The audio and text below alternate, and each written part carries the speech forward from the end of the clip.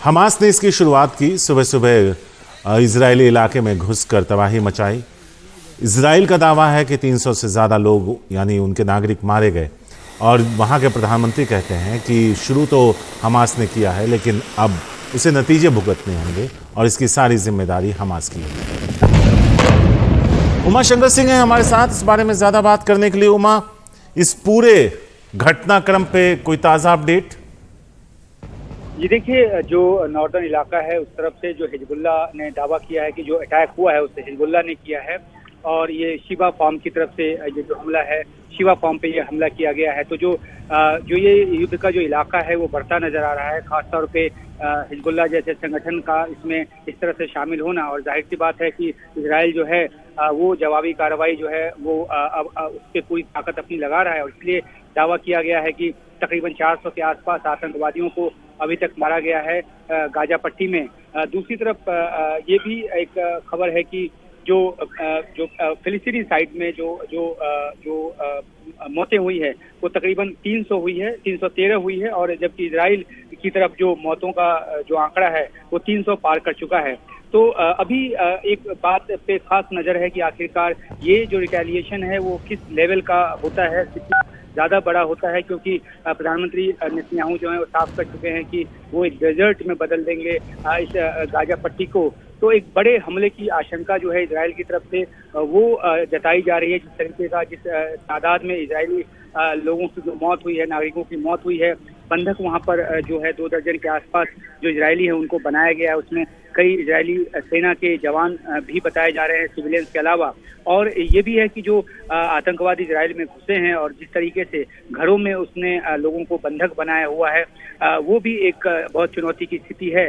तो इन सब स्थिति के मद्देनजर ये माना जा रहा है कि जो रिटेलिएशन है वो ज्यादा तगड़ा होगा। हालांकि अभी एक ही दौर जो है उसका पूरा हुआ है, इसमें 17 ठिकानों को निशाना बनाया गया, 4 जो आर्मी कैंप थे उनको निशाना बनाया गया जहाँ से मिलिट्री ऑपरेशंस हमास जो है वो चलाता है। तो अब निगाह इस बात पर है कि आखिरकार इजराइल जो इतने ज्यादा सख्त लहजे में इस बात को कह रहा है और खासतौर पे जो बदला लेने की बात कर रहा है, तो देखना है कि किस तरह के जो और ज्यादा हमले इजराइल की तरफ से सामने आते हैं। इस बीच एक जानकारी ये भी है कि जो इंडियन एयरलाइंस है उसने 14 अक्टूबर तक अपनी विमान सेवा जो है इजराइल के लिए उसको रोक दी है। जाहिर सी बात है कि जिस तरह से वहाँ पे हमले का सिलसिला चल रहा है, ऐसे में हवाई जो क्षेत्र है वो सेफ नहीं है। अमेरिका ने भी अपनी तरफ से बयान जारी कर इजराइल के हवाई क्षेत्र का इस्तेमाल करने वाले विमानों को अत्यधिक सावधानी बरतने की सलाह जो है वो दी है। लेकिन अब जो लड़ाई है वो ज्यादा बढ़ती नजर इस रूप में आ रही है, क्योंकि इजराइल एक रणनीति के तहत आगे बढ़ रहा है और उसका सीधा सा कहना है कि वो इस हमले का जबरदस्त बदला लेगा। उमा, जरा समझाइए, क्योंकि अगर हम इजराइल और फिलिस्तीन और हमास को देखें तो इनके बीच के टकराव आए दिन सामने आते रहते हैं। नौबत यहां तक कैसे पहुंची कि हमास के आतंकी वहां घुस गए और उसके बाद अब ये एक तरीके से युद्ध में बदल गया? हुआ क्या आखिर इतने दिनों में? जी देखिए, ये छिटपुट वारदात जो है वो होती रहती थी।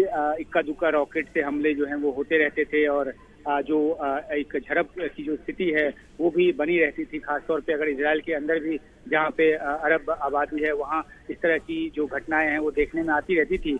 लेकिन सबसे बड़ी बात यह है कि इतने बड़े पैमाने पर हमास की तरफ से जो हमला किया गया और उसकी भनक जो है वो इजराइल को नहीं लगी। तो इंटेलिजेंस का फेलियर जो है वो कल से हम इस बारे में बात कर रहे हैं कि किस तरीके से इंटेलिजेंस का फेलियर है, कितना बड़ा हमला हुआ और उसकी भनक तक नहीं लगी।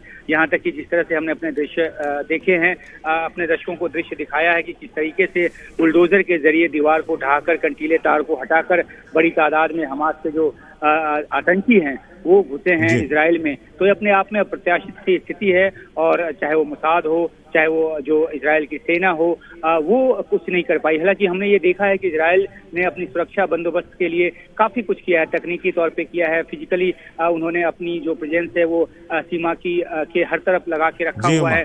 यहाँ पे जो सुरंग बनाकर जिस तरह से पहले आतंकवादी घुसते थे वो नामुमकिन सा हो गया, लेकिन एक नया रास्ता ढूंढा गया हमास की तरफ से भी, उनके आतंकवादियों की तरफ से, और न सिर्फ जमीनी रास्ते बल्कि हवाई रास्ते और समुद्री रास्ते का भी इस्तेमाल किया गया। तो एक ऐसी सिचुएशन जो है सालों साल जिस तरीके से फिलिस्तीन की तरफ से ऑक्यूपेशनल फोर्स कहकर इजराइल के खिलाफ एक लड़ाई लड़ी जाती रही है, उसी का एक ये एक नतीजा है। कितना बड़ा हमला हुआ है और अब रिटेलिएशन जो है वो झेलना पड़ रहा है।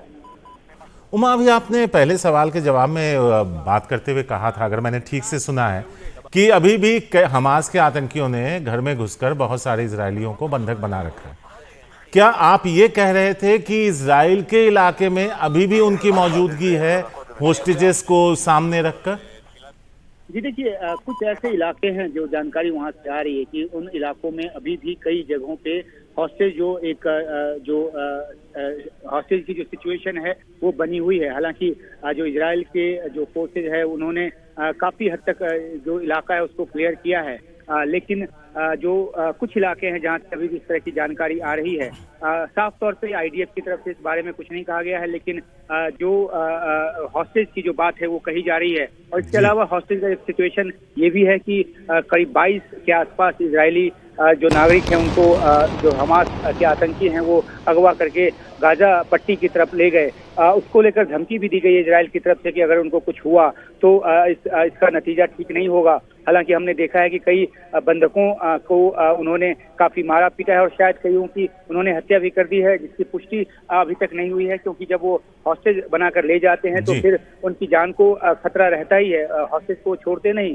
तो जो स्थिति बनी हुई है उसमें हॉस्टेज की जो एक खबर सामने आ रही है, हॉस्टेज का स्थिति वो अपनी जगह है, लेकिन देखना है कि क्या उन इलाकों को पूरी तरह से इजराइल की सेना ने साफ कर लिया है, क्लियर कर लिया है इलाके को, या अभी भी कई इलाकों में इजराइल जो हमास के आतंकी हैं वो घुसे हुए हैं। इसको लेकर स्थिति अभी साफ होनी बाकी है। उमा, एक छोटा सा सवाल और था। आप इजराइल गए भी थे। अल-अक्सा मस्जिद की अगर हम बात करें तो तीनों ही धर्म, इस्लाम, ईसाई और यहूदी, तीनों के लिए वो अहमियत रखता है, लेकिन वहाँ यहूदियों और ईसाइयों को वहाँ जाकर इबादत करने की इजाज़त नहीं है, सुरक्षा भले ही इजरायलियों के हाथ में हो। वहाँ पे ऐसा क्या हुआ जो बताया जा रहा था कि जिससे काफ़ी तनाव उसकी वजह से भी बढ़ा? एक चरमपंथी नेता वहाँ गए, सिलसिलेवार तरीके से इजाज़त दी जा रही थी अंदर जाने की, उस फ्रंट पे ज़रा अपडेट कर दीजिए। ये देखिए, ये एक ऐसी जगह है जहाँ तीनों धर्मों के लोग जो है इसको अपना सबसे होली, सबसे पवित्र स्थल मानते हैं, और इसको लेकर ये झगड़ा जो है वो सदियों कह सकते हैं या दशकों पुराना है। और इस बात को लेकर अमूमन वहाँ पर जो एक तनाव का जो स्थिति है वो बनी रहती है। लेकिन इजराइल ने इस इलाके को जिस तरीके से जो एक व्यवस्था बनाई हुई है ताकि जो सभी अपने अपने पवित्र धर्म के स्थल को जाकर वहाँ पर अपनी इबादत कर पाए, या वहाँ पे कम से कम पहुँचकर अपनी जो आस्था है उसका प्रकटीकरण कर पाएं। लेकिन जो स्थिति वहाँ पे कई बार बिगड़ती इसलिए रहती है क्योंकि हर तरफ से कोशिश होती है अपनी तरफ खींचतान करने की, और यही वजह है कि कई बार वहाँ पे झड़प की खबर भी आती है। लेकिन अब जो हमला हुआ है क्योंकि इजराइल की जमीन के बाहर से हुआ है, और जो अरब कम्युनिटी के लोग जहाँ जिस इलाके में रहते हैं वहाँ पे भी जश्न जैसा माहौल जो बनाया गया है, तो पूरे अभी इजराइल की जो स्थिति है वो तनावपूर्ण है। और ऐसे में नजर इस बात पर है कि कैसे यहाँ एक शांति की स्थापना हो, और दुनिया के कई देश इस कोशिश में लगे भी हुए हैं। हालांकि इजराइल अपना बदला लेने के लिए जाना जाता है और उसकी तरफ जो तमाम निगाहें हैं वो बनी हुई है। शुक्रिया उमा, डिटेल में इस पूरे मुद्दे पर रोशनी डालने के लिए।